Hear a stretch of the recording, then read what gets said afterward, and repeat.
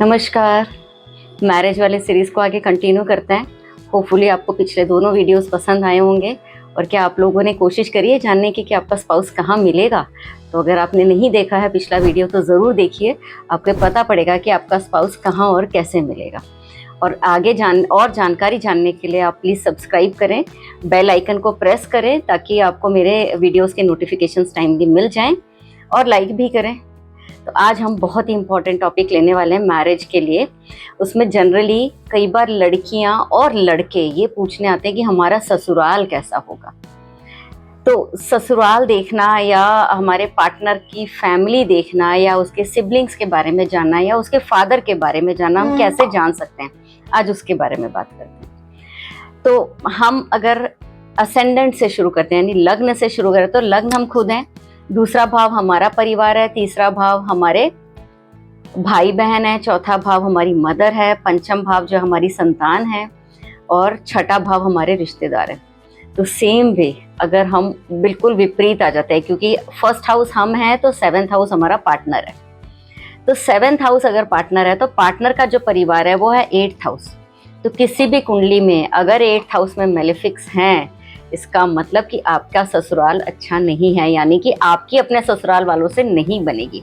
अब मेलेफिक्स कौन हो जाते हैं? राहु, मंगल, शनि, केतु, ये सारे मेलेफिक्स में काम आते हैं। वहाँ अगर सूर्य है तो हो सकता है कि आपके ससुराल वालों का स्टेटस बहुत अच्छा हो। वहाँ अगर कुछ इस तरह के राहु जैसे प्लैनेट्स अगर हैं तो हो सकता है कि ससुराल वाले कुछ छुपा रहे हों।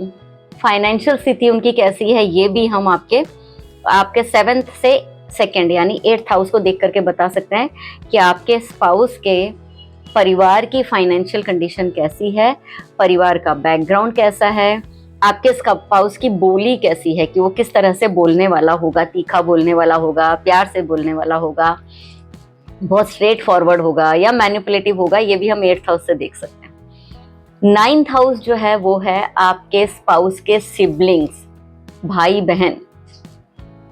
तो आपके स्पाउस के भाई बहन कैसे हैं, आपके पार्टनर के भाई बहन के साथ में कैसा संबंध है, ये हम नाइन्थ हाउस से देख सकते हैं। टेंथ हाउस आपके पार्टनर के घर का एटमॉस्फियर होता है ना। हम लोग जब शादी के लिए आगे बात बढ़ाते हैं, पुराने समय में तो होता था, आजकल तो थोड़ा कम ही है, कि पहले घर परिवार देखा जाता था कि घर परिवार अगर अच्छा है तो वो लड़की या लड़का हमारे शादी के बाद में सुखी रह सकते हैं। तो अगर हमें देखना है कि हमारे स्पाउस के पार्टनर के जो घर का माहौल है वो कैसा है या उसकी मदर कैसी है, वो हम देख सकते हैं टेंथ हाउस से। कई बार क्या होता है, मेरे पास बहुत सारे ऐसे क्वेश्चंस आते हैं कि लड़कियां आती हैं और बोलती है मैम हम शादी में बहुत परेशान हैं। तो बहुत परेशान है तो उसके लिए उसको किसको देखना चाहिए? हमें मदर इन लॉ को देखना चाहिए। तो मदर इन लॉ हम कहाँ से देखेंगे बताइए? तो हम उसके पार्टनर की कुंडली से, उसके पार्टनर का फोर्थ हाउस उसकी मदर इन लॉ है, ठीक है। तो मदर इन लॉ से परेशान है। कई बार कुछ लड़कियां ऐसी भी आ जाती हैं, मैम कैसे हम दूर हो सकते हैं, हम कैसे अपन आपको अलग कर सकते हैं अपने ससुराल वालों से। तो ये कुंडली देख करके बताया जा सकता है। फिर अगर हम फिफ्थ हाउस में आते हैं तो फिफ्थ हाउस जो है वो क्या है, आपके पार्टनर की एजुकेशन कैसी है, आपके पार्टनर की जो है ना विजन कैसा है, ये हम फिफ्थ हाउस 11th हाउस से देख सकते हैं, क्योंकि वो सेवेंथ से फिफ्थ है। तो अगर हमें ये देखना है कि उसकी पढ़ाई लिखाई कैसी है, उसकी सोच कैसी है, उसका दृष्टिकोण कैसा है, तो हमें हमारी कुंडली में 11th हाउस देखना है।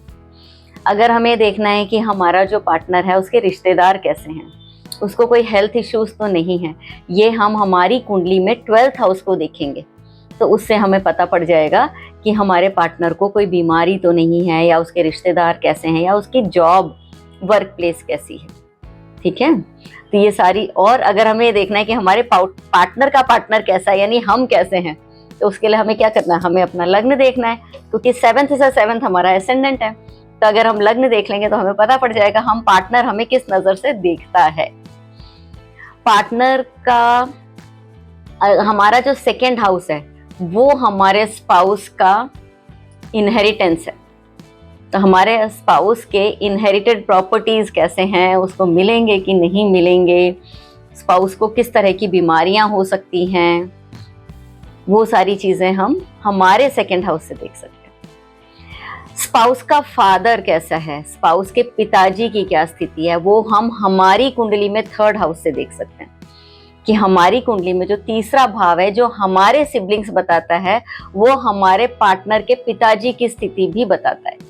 कई बार हम कुंडली देख करके बता देते हैं कि आपकी शादी में आपके ससुर जी नहीं आए होंगे या ससुर जी नहीं होंगे, या ससुर जी ने आपके विवाह में प्रॉब्लम्स क्रिएट कर रखी है, वो व्यक्ति के 3rd हाउस से देखा जाता है। आपके पार्टनर का करियर कैसा रहेगा, किस फील्ड, कई लोग आते हैं ये पूछने के लिए कि हमारे पार्टनर का प्रोफेशन कैसा रहेगा। वो प्रोफेशन देखने के लिए हम 2 हाउसेस देते हैं, आपकी कुंडली में 4th हाउस और 12th हाउस, ये आपके पार्टनर का प्रोफेशन बताता है। आपके पार्टनर से आपको लाभ हो रहा है या नहीं हो रहा है वो हम देखेंगे आपके पंचम से, क्योंकि आपका 5th हाउस आपके पार्टनर का लाभ स्थान है। तो वो ये देखेगा कि विवाह के बाद में आपका पंचम भाव ये बताएगा कि आपकी फुलफिलमेंट ऑफ डिजायर्स हो रही है या नहीं हो रही है।